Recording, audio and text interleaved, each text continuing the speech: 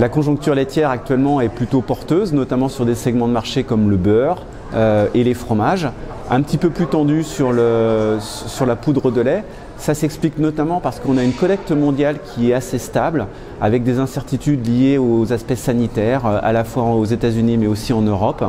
Et on le voit concrètement en France avec une collecte qui est plutôt en ce début d'année à la baisse, avec un impact fort en fait de la FCO3 sur le nord de la France, qui nous fait penser que dans l'Ouest, il faut qu'on travaille notamment sur l'anticipation de cet aspect sanitaire au travers des mesures de prévention, à la fois vaccination mais aussi prévention, environnement, alimentation des vaches, etc.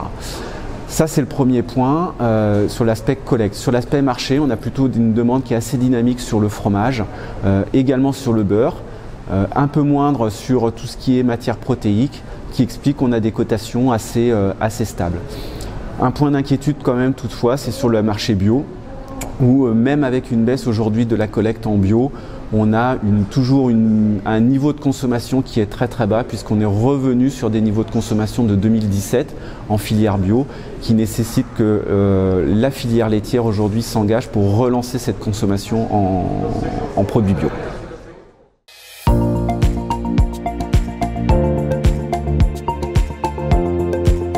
Ce qu'il faut retenir pour l'année 2024, on est plutôt sur une stabilité des revenus en agriculture en production laitière, notamment sur les systèmes conventionnels. Donc une stabilité après une hausse significative des revenus en 2022. C'est un constat qui est à relativiser dans les systèmes plus diversifiés, avec une part de culture de vente un petit peu plus importante, puisque ces systèmes ont été impactés négativement par l'aspect climatique 2024, avec des rendements en baisse, des surfaces semées également en baisse et des charges équivalentes à celles de 2023. En ce qui concerne les revenus en agriculture biologique, on peut observer une stagnation des revenus depuis 2019.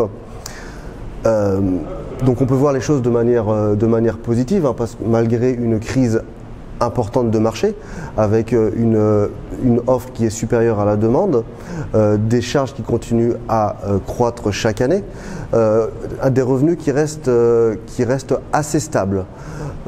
Si on est un peu plus négatif sur la filière bio, on peut faire le constat qu'on est sur des revenus stables malgré un coût de la vie qui augmente, donc un pouvoir d'achat dans ces élevages qui diminue.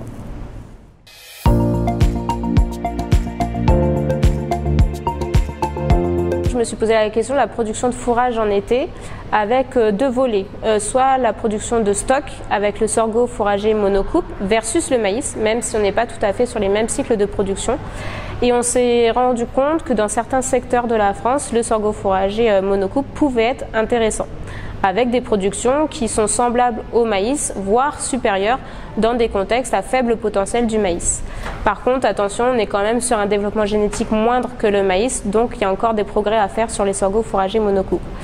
On s'est posé la question aussi des espèces multicoupes pour être un peu un relais de nos prairies courant été, pour avoir des surfaces pâturables ou récoltables, parce que les espèces multicoupes peuvent être valorisées selon plusieurs modes d'exploitation.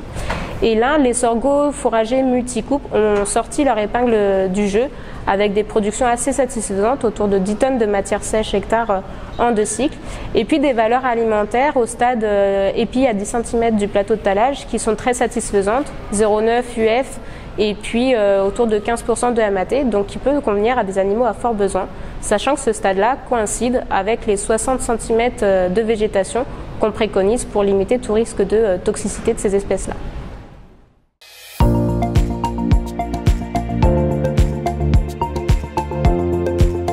Un outil, Climaléa-Diag, bovin, donc permet de mettre à plat son système dans une situation initiale, voir si un bilan fourrager est équilibré.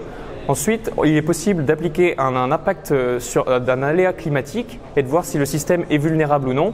Et s'il subit un aléa climatique, de réfléchir à des leviers d'adaptation et de les simuler. Et donc, à la fin, de chercher à retrouver un équilibre sur le système fourrager.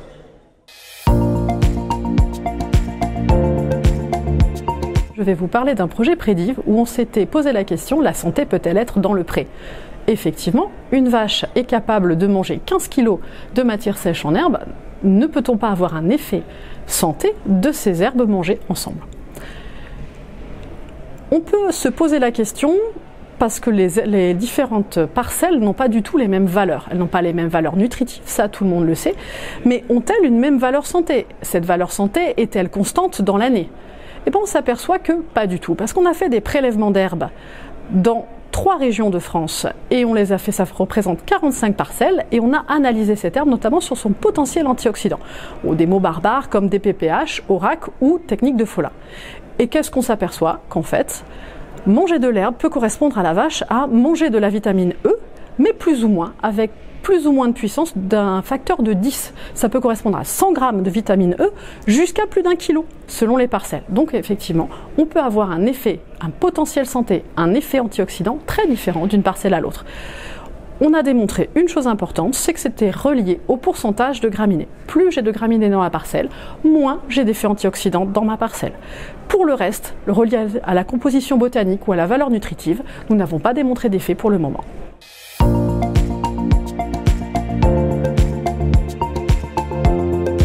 L'idée de ce projet-là qui arrive à son terme, c'était de tester un concept d'alimentation de précision des vaches laitières. Autrement dit, apporter le concentré de production de manière individualisée, mais plus en fonction de la production laitière, mais plutôt en fonction de la réaction des vaches laitières à une variation de concentré. Concrètement, on a réduit l'apport de concentré à toutes les vaches laitières pour voir comment elles réagissaient à la fois en production de lait, mais aussi en ingestion à l'auge. Certaines vaches baissant la production, d'autres non. Certaines vaches augmentant la consommation à l'auge, d'autres non. Et donc la combinaison de ces 2 réponses nous a permis d'identifier le profil de chacune des vaches. Une fois qu'on a fait ça, eh bien, on a défini une quantité de concentré en fonction du profil de réponse des vaches et non plus en fonction de la production de lait.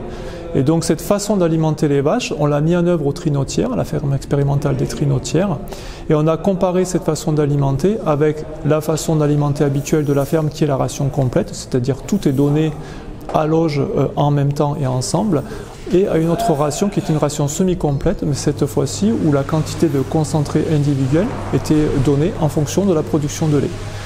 La conclusion de cet essai, c'est que quel que soit le mode d'alimentation des vaches laitières, quand on est à même quantité de concentré en moyenne à l'échelle du lot, eh bien, la production moyenne laitière de l'ensemble des animaux a été la même si dans l'alimentation de précision, on constate que certaines vaches arrivent à tirer leur épingle du jeu en produisant autant avec moins de concentré.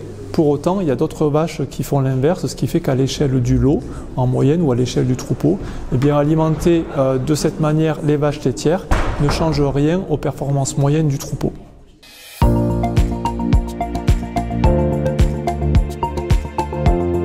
La ferme des Trinotières, elle s'est intéressée pendant 3 années là, sur 2020-2023 aux vaches taries.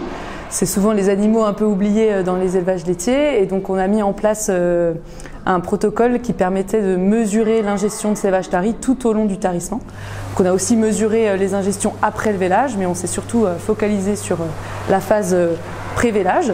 Et donc du coup, grâce à notre dispositif d'auge individuel, on a mesuré l'ingestion individuelle de chaque vache. Donc on a au total réparti 63 vaches sur cet essai, sur les 3 années.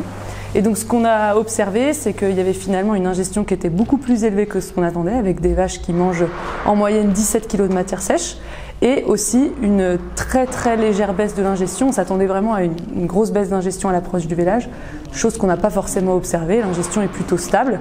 Donc ça, c'était 2 enseignements qui étaient quand même assez intéressants parce qu'on ne s'attendait pas du tout à ça. Donc ça remet forcément en cause les références qu'on a aujourd'hui sur le terrain pour conseiller les éleveurs sur ces sujets-là. Donc voilà, donc tous ces résultats ils vont être incorporés au système d'alimentation INRA 2018 et du coup à nos rationneurs qu'on a sur les fermes pour aider les éleveurs à gérer au mieux l'alimentation des vaches taries.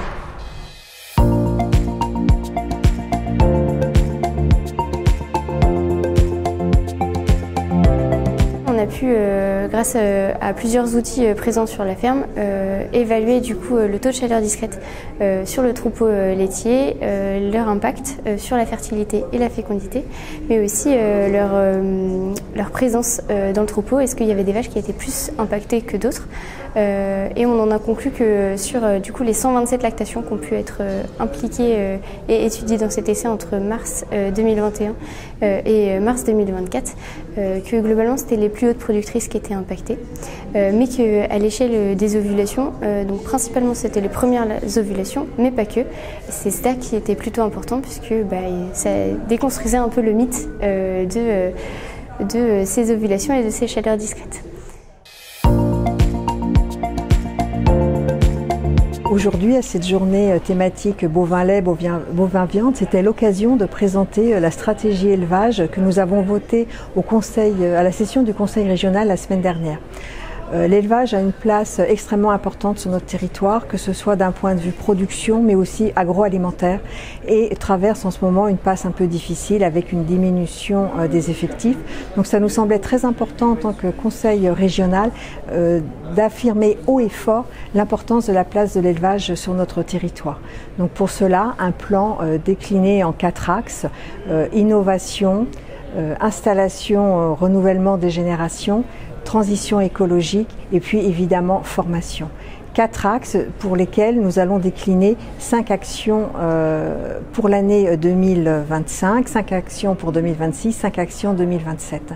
Et ces différentes actions, c'est bien pour aider le monde agricole, le monde de l'élevage à trouver sa place, à faire face aux atténuations climatiques, à faire de la pédagogie pour aussi expliquer la place de l'élevage sur notre territoire et puis surtout, je dirais aussi préparer l'avenir pour toute cette jeunesse qui était présente aujourd'hui, ces élèves des écoles agricoles.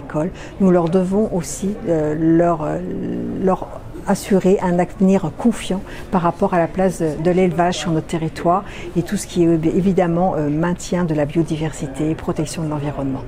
Donc c'est vraiment un acte fort d'engagement du Conseil régional.